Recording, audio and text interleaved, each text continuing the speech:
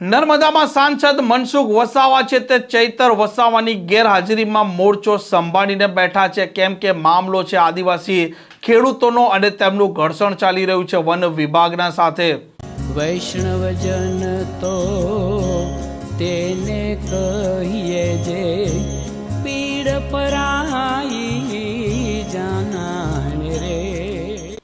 નમસ્કાર, આપ જોઈ રહ્યા છો નવજીવન ન્યૂઝ અને હું છું આપની સાથે તોફિક ગાંચી। જે પ્રકારે ધારાસભ્ય ચૈતર વસાવા અત્યારે જેલમાં બંધ છે અને તેમના જ મત વિસ્તારના આ શાકબારાના ખેડૂતો, આ 12 ગામના 2500 આસપાસના ખેડૂતો અનેક વર્ષોથી વન વિભાગની જમીન છે તેના પર ખેતી કરી રહ્યા છે, પરંતુ થોડાક સમયથી આ વન વિભાગ તેમને ત્યાં ખેતી નથી કરવા દેતો અને તેમનું ઘર્ષણ ચાલી રહ્યું છે વન વિભાગના સાથે। અને મામલે હવે સાંસદ મનસુખ વસાવા મોરચો સંભાળીને બેઠા છે અને તેમણે સરકાર ને પણ ચીમકી આપી હતી અને વન વિભાગના અધિકારીઓને પણ આડે હાથ લીધા છે। કહી દેવું છે તો આ જીવનભાઈ એક નહીં, એવા તો 5-7 જીવન છે, 5-7 જીવન આ બધાને આવનારા દિવસોમાં ખુલ્લા પાડીશ। અને કેટલાક આપણા નર્મદા જિલ્લામાં પણ આ જીવનના ભાઈઓ છે કે છે તમે આદિવાસીની સાથે તમે આ દગો કરો છો ભાઈ? કયા સ્વાર્થના કયા મતલબના કરે અમારા સમર્થનમાં નથી આવતા? આખો પ્લાન્ટેશન થઈ ગયા પછી આ જીવનભાઈ જો એને કામ મળી જશે, 1-2 જેસીબી આવી છે, બીજા ઘણા જેસીબી આવી છે, ઘણા બધા લોકોને 4 વ્હીલ ના કઈ કે ઊંચી ગાડીઓ બધી આવી જશે, પણ આદિવાસી એને માફ નહીં કરે। આવા લોકોને જીવન એન્ડ કંપનીઓને આદિવાસી માફ નહીં કરે। અને બીજું ઉમરપાડાના જે લોકો આપણી જેમ જંગલની જમીન ખેડે છે એમને મારે અહીંયાથી એમ કહેવાવું છું કે 1-2 વર્ષની અંદર પણ આપણે પણ બધા ભેગા મળીને કેવું પડશે, આપણે બધા ભેગા થઈને એમને કેવું પડશે ઉમરપાડા એ આદિવાસી છે પણ ગેરમાર્ગે દોરે છે। આ જીવનભાઈ જેવા લોકોના વાતમાં આવીને એમની વાતમાં આવી ગયા છે, પણ એમને એમ કહેવાનું છે જે લોકો આપણી જેમ જંગલની જમીન ખેડે છે આ 2 વર્ષમાં પ્લાન્ટેશન થઈ જશે પછી તમારો વારો છે ભાઈ, તમારો વારો છે, તમને પણ ના છોડે અધિકારીઓ। પણ એમાં શું છે, આવા આતા બને એમને શું જોવાનું ભાઈ? 5-10 એકર જમીન મળે ના મળે શું ફેર પડવાનો? એને તો લાખો કરોડ રૂપિયા તો કમાવાના છે।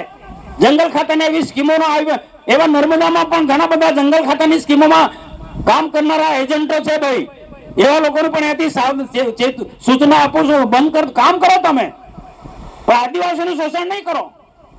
આદિવાસીની યોજનાના નામે તમે લાલ પીળા નથી થવાનું ભાઈ।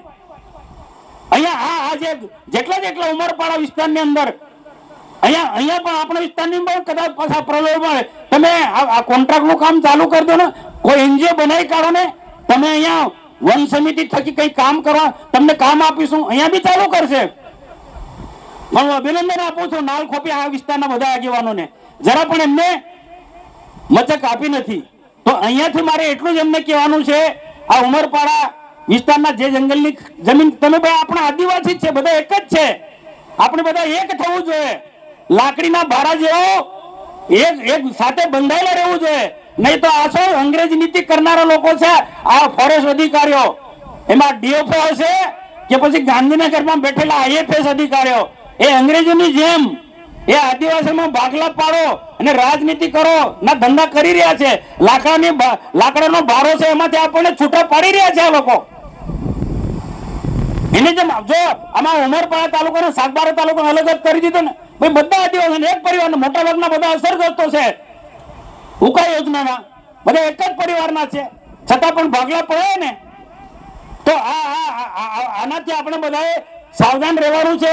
અને અહીંયા બધા જ લોકોને મારે કહેવાનું છે, કેટલાક લોકો કદાચ નથી બી આવ્યા આ 14 ગામના લોકો, બાકી 14 ગામના બધા લોકો આમના સમર્થનમાં આવ્યા હોય તો અહીંયા જગ્યા ના મળતી, પણ એમને પણ કહેવાનું કે ભાઈ આપણા બધાનો પ્રશ્ન છે, આજે આદિવાસીનો પ્રશ્ન છે, આમનો પ્રશ્ન છે, આપણો પ્રશ્ન છે। આ નાલ ખોપીમાં અહીંયા જેટલા જ લોકો આવેલા છે એમનો પ્રશ્ન છે, બધો આપણો પ્રશ્ન છે।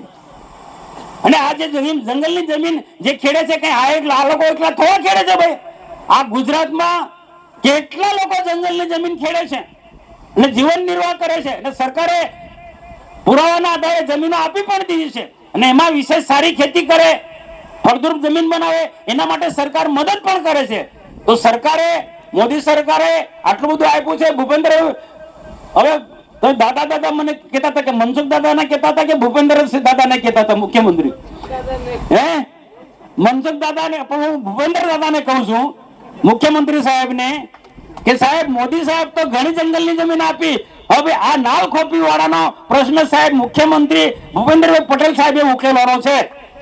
અને હું આશા રાખું છું કે મોદી સાહેબ જે પુનઃપૂરક જંગલની જમીન ખેડનારા લોકોને મદદરૂપ થયા છે, જંગલ વિસ્તારની અંદર રોડ રસ્તા નહોતા, ત્યાં મોદી સાહેબે રોડ રસ્તા બનાવ્યા છે. કંજાલ વિસ્તારની અંદર એ વિસ્તારમાં તમે જોજો કેવા કેવા વિકાસના કામો, જ્યાં રોડ નહોતા ત્યાં રોડ બનાવ્યા છે, વીજળી નહોતી ત્યાં વીજળી બનાવી છે. મારી પાસે પુરાવા છે, મારી પાસે પુરાવા છે કે કયા સમય શું થયું, પણ એમાં આપણે નથી પડવું. પણ જે મોદી સાહેબે કર્યું છે એવું ભૂપેન્દ્રભાઈ પટેલ સાહેબ આ સાગબારાના ખેડૂતોને મદદ આવે. અને બીજા પેન્ડિંગ જે દાવા છે, જે પેન્ડિંગ દાવા છે 2005-6 સુધીના 2005-6 સુધીના જે પેન્ડિંગ જે દાવા છે એ પેન્ડિંગ દાવા પણ ઉકેલ લાવે. અને બીજા જેટલા ખેડૂતોને જમીનના અધિકારો મળવાના છે એ તાત્કાલિક મળે, એ હું અપીલ કરું છું. આ અમારું કોઈ સરકારની સામે કોઈ આંદોલન નથી, મારા હક માટે લોકોને ભેગા કરે છે ને કેટલાક ગેરમાર્ગે દોરે છે, કેટલાક સોશિયલ મીડિયામાં જુદી જુદી વાતો કરે છે, અને કેટલાક અમારા આદિવાસીઓમાં કેટલાક આ જીવન જેવા પેલા હાથો બને છે, એવા લોકોને ખુલ્લા પડવા માટે આ સંમેલન છે.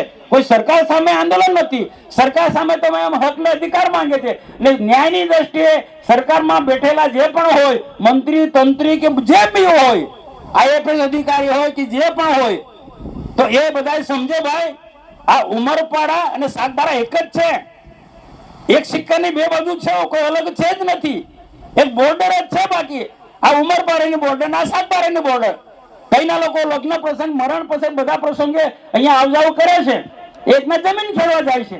એટલે અલગ કોઈ છે જ નથી અને કોઈ નવું ખેડાણ નથી, આ જૂનું ખેડાણ છે 2002 થી ખેડતા. આ પ્રકારના સમાચાર માટે નવજીવન ન્યૂઝ ચેનલ સાથે જોડાયેલા રહો. નમસ્કાર.